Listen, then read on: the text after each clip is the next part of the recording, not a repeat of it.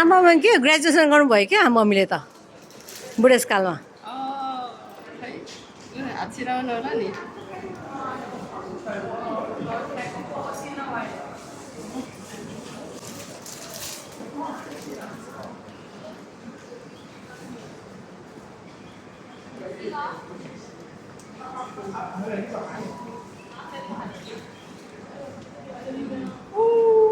म त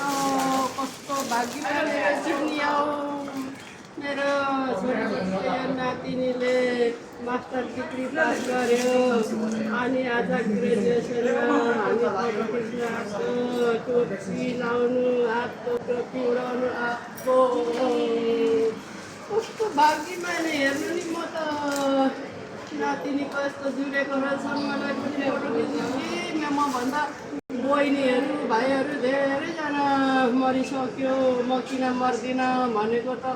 यसरी मेरो नातिनीसँग फोटो भिडियो खिच्नु जुरेको रहेछ ग्रेजुएसन मैले पनि यसरी हेर्नु कोट कपी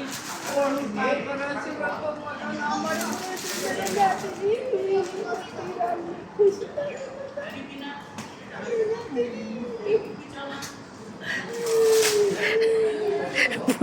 भुइँमा पालेर